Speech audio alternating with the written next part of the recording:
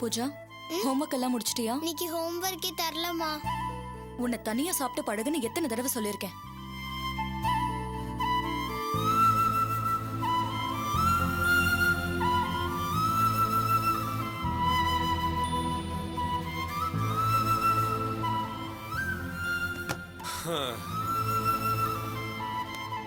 புவி, அம்மா உள்ள வாங்க. அங்கேயே நிக்கிறீங்க, வாங்க வந்து உட்காருங்கம்மா.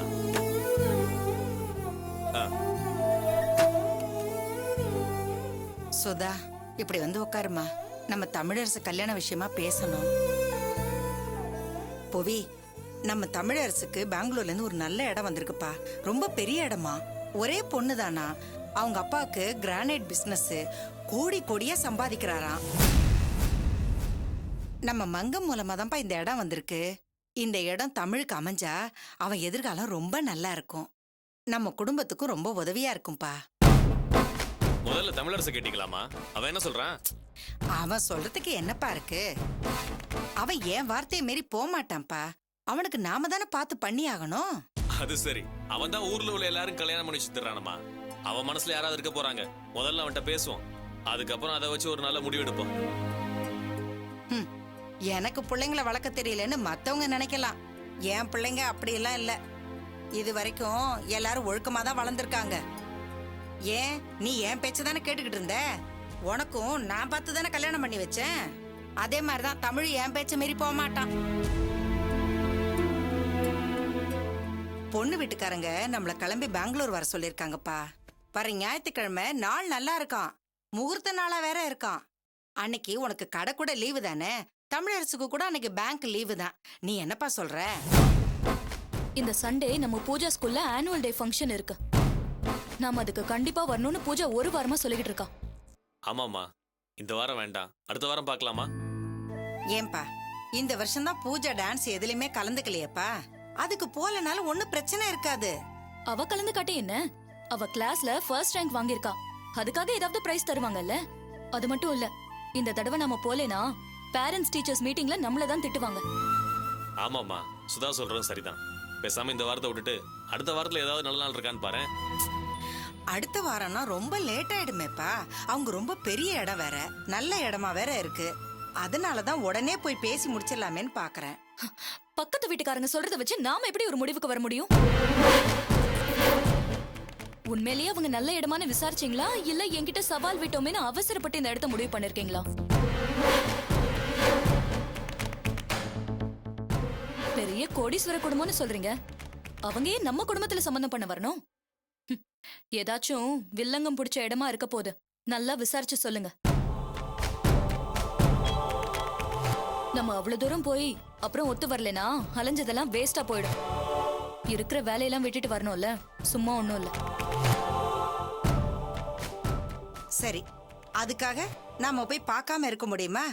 போய் பார்த்தாதானே அது நல்ல இடமா கெட்ட இடமான்னு நமக்கு தெரியும். நான் உங்ககிட்ட சொன்னதே நீ இன்னும் நினைச்சுக்கிட்டு இருக்கியா? ஏதோ நீயும் பேசுன நானும் பேசுனேன். அதுக்காக நீ நானும் என்ன எதிரியா? உனக்கு ஏதாவது ஒண்ணுன்னா நான் தான் வந்தாகணும். எனக்கு ஏதாவது ஒண்ணுன்னா நீ தான் வந்தாகணும். அன்னைக்கு அந்த நேரத்துல கோவத்துல நான் ஏதோ 2 வார்த்தை பேசிட்டேன். அதையெல்லாம் மனசுல வச்சிட்டு இருக்காதம்மா. நாம தான் பேசி தமிழரசு கல்யாணத்தை முடிவு பண்ணணும். அதை விட்டுட்டு இப்படி ஏடா கூடமா பேசிட்டு இருக்காத. சரி, நல்ல இடம் அமைஞ்சா எனக்கும் சந்தோஷம்தான்.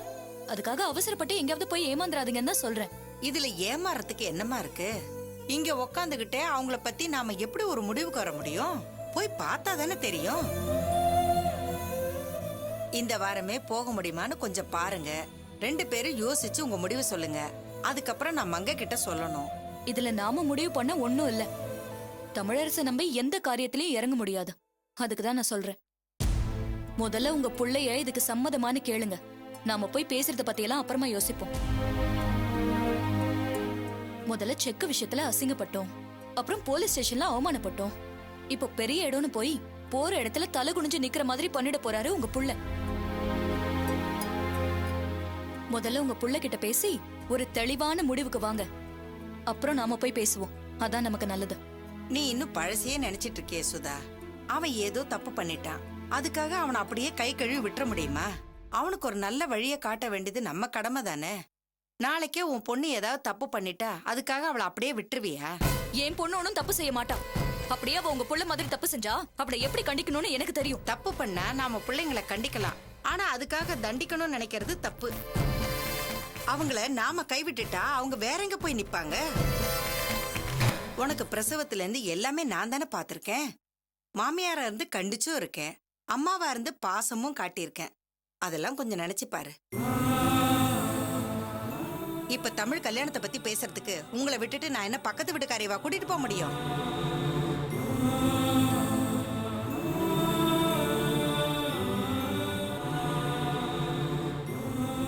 ரெண்டு பேரும் பேசி ஒரு முடிவுக்கு வாங்க. ஒரு நல்ல நாளா பார்த்து போய் பார்த்துட்டு வந்துருவோம்.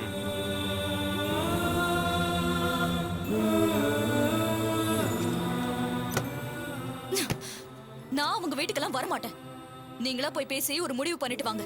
நான் கடைசியா வேணும்னா வரேன். ஆரம்பத்திலேயே இவங்களெல்லாம் நம்பி முடிவெடுக்க முடியாதுங்க. உங்க தம்பி எங்க போனாலும் ஏதாவது ஒரு பிரச்சனை பண்ணிட்டு தான் வந்திருக்கான். இதுதான் இது வரைக்கும் நடந்திருக்கு. நான் அங்க வந்து அசிங்கப்பட தயாரா இல்ல.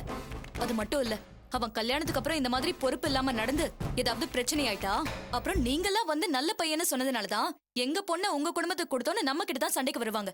இதெல்லாம் நமக்கு தேவையா? அதுக்கு தான் சொல்றேன், நீங்க வேணா உங்க அம்மா கூட போய் பார்த்து பேசிட்டு வாங்க. நான் அதை தடுக்கல. அப்படி சொல்ல சுதா, அப்பா இருந்தாங்கன்னா அப்பா அம்மாவும் போய் பார்த்து முடிவு பண்ணட்டும்னு விட்டுறலாம். அம்மா எப்படி தனியா அவ்வளவு தூரம் போவாங்க? அவன் கல்யாணத்தை நடத்தி வைக்க வேண்டிய பொறுப்பு நமக்கு இருக்கு. அவன் அப்பா இல்லாத பையன், நான் தானே அவனுக்கு அப்பா ஸ்தானத்துல இருந்து கல்யாணத்தை நடத்தி வைக்கணும். அவனுக்கு கல்யாணம் ஆகிற வரைக்கும் நீ கொஞ்சம் அட்ஜஸ்ட் பண்ணிட்டு போ சுதா. நம்ம வீடு ரெடி ஆயிடுச்சுன்னா நாம அங்க தனி கொடுத்தனம் போயிடலாம் நீ முடிவு பண்ணிட்ட. அதுக்கு முன்னாடி தமிழரசு கல்யாணம் ஆகி ஒரு மருமக வந்துட்டான்னா அம்மாவும் ஒரு மாதிரி சமாதானம் ஆயிடுவாங்க. அப்ப நம்ம தனியா போற நினைச்சு அம்மாவும் பெருசா கவலைப்பட மாட்டாங்கல்ல. இதெல்லாம் யோசிச்சுதான் சொல்றேன். எப்படியோ தமிழுக்கு அம்மா ஒரு நல்ல இடமா பாத்திருக்காங்க. அதை நாம போய் பேசி முடிவு பண்ணிடுவோம். அவங்க என்னை விட பெரிய இடமா கொண்டு வந்து காட்டுறேன்னு என்கிட்ட சவால் விட்டுருக்காங்க. அதுக்காக தான் அவசர அவசரமா இந்த இடத்த பாத்திருக்காங்க. என்ன அங்க கொண்டு போய் நிறுத்தி பாருடி, நான் உன்னோட பெரிய இடமா பிடிச்சிருக்கேன்னு காட்டதான் என்ன அங்க கூப்பிடுறாங்க. நீங்க அது புரியாம பேசிட்டு இருக்கீங்க. சரி, இதுக்கு மேல நாங்க வரலன்னா ஏதோ பொறாமையில வரலன்னு சொல்லுவாங்க. உங்க குடும்ப பொல்லாப்ப எனக்கு எதுக்கு? எப்ப போகணும்னு சொல்லுங்க, கூட வந்து நிக்கிறேன்.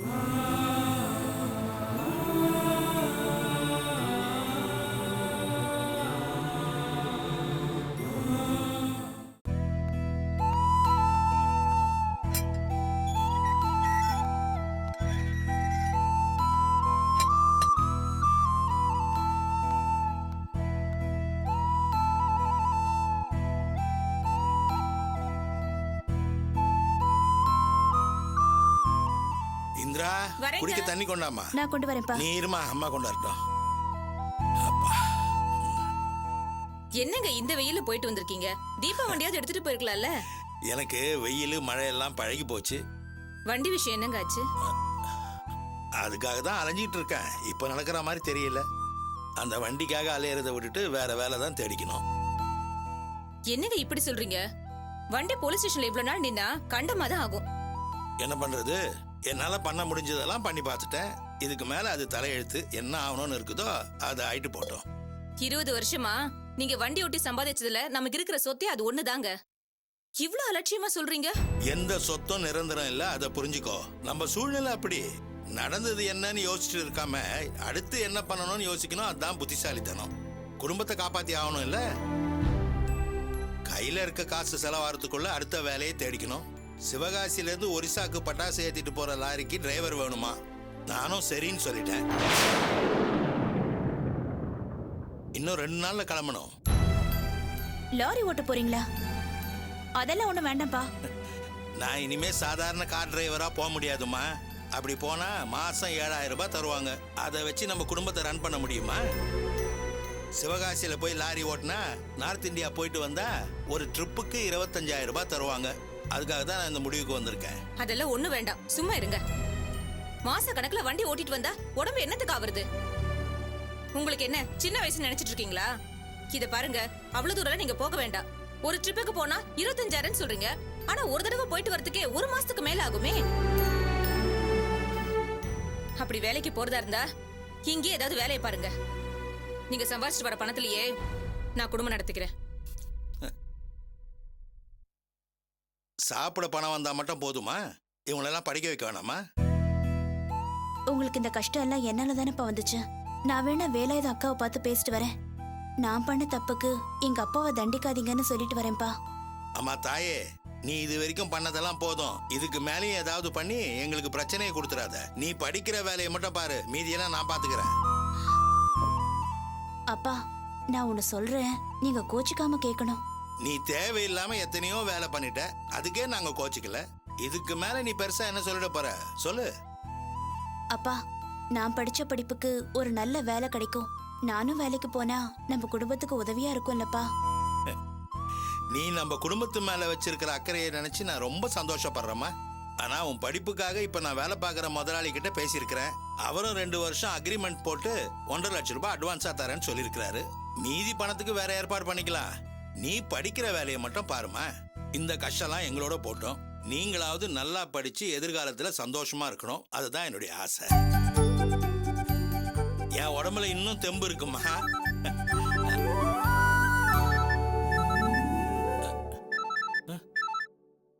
வணக்கம்மா. வரதராஜன், எப்படிப்பா இருக்க? ஏதோ இருக்கம்மா. சரி, துளசி விஷயமா உன் பொண்ணுகிட்ட விசாரிச்சுட்டு வந்து சொல்றேன்னு சொல்லிட்டு போனேன். அதுக்கப்புறம் இந்த பக்கம் வரவே இல்லையே.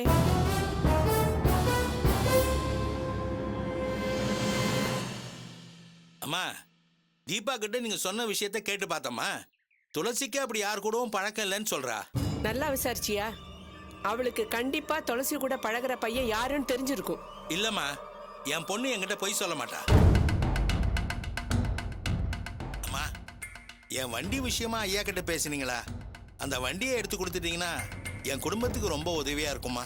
நான் சொன்ன வேலையை நீ செய்யலைனாலும் உன் விஷயத்த என் தம்பிக்கிட்ட பேசியாச்சு. தம்பியும் உன் வண்டி எடுக்க ஏற்பாடு பண்ணியாச்சு. நீ போலீஸ் ஸ்டேஷன்ல போய் உன் வண்டி எடுத்துக்க, ஒன்னும் பிரச்சனை இல்லை. அப்படியாம்மா? ரொம்ப சந்தோஷமா. நான் போய் கேட்டா வண்டி கொடுப்பாங்களாம்மா? என் தம்பியே கோதண்டத்தை அனுப்பி உன் விஷயத்த பேசியிருக்காருப்பா. உனக்கு அங்க எந்த பிரச்சனையும் இருக்காது. நீ இப்பவே போய் உன் வண்டி சாவியை வாங்கிக்கிட்டு வண்டி எடுத்துட்டு போ. சரிம்மா, நான் வண்டி எடுத்ததுக்கு அப்புறம் உங்களுக்கு ஃபோன் பண்றேம்மா. இந்திரா, வேலாயுதம் சாருடைய அக்கா தான் பேசுனாங்க. நம்ம வண்டியை எடுக்கிறதுக்கு ஏற்பாடு பண்ணிட்டாங்களா. நான் போய் வண்டி எடுத்துட்டு வந்துடுறேன். எப்படிங்க? எப்படி இப்படி மனசு மாதிரி வண்டி எடுத்துட்டு போக சொன்னாங்க? என்னமோ தெரியல, நான் பல தடவை போய் அவங்கள பார்த்துட்டு வந்ததுனால மனசு மாறிட்டாங்களோ என்னமோ. எப்படியோ நம்ம வண்டி வந்துடுச்சுன்னா நான் அவ்வளவு தூரம் வேலைக்காக போக வேண்டாம். எனக்கும் உங்களெல்லாம் விட்டுட்டு போறதுக்கு மனசு கஷ்டமா தான் இருந்துச்சு. வேற வழி இல்லாம தான் நான் அதுக்கு ஒத்துக்கிட்டேன். சரி, நான் போய் வண்டி எடுத்துட்டு வந்துடுறேன். இருங்கப்பா, நானும் வண்டி எடுத்துட்டு வரேன். பக்கத்துல தானம்மா இருக்கு. நான் போய் வண்டி எடுத்துட்டு நேரா வீட்டுக்கு வந்துடுறேன். அப்புறம் ஒரு நல்ல நேரமா பார்த்து சர்வீஸ்க்கு விட்டுடலாம். வந்துடுறேன்.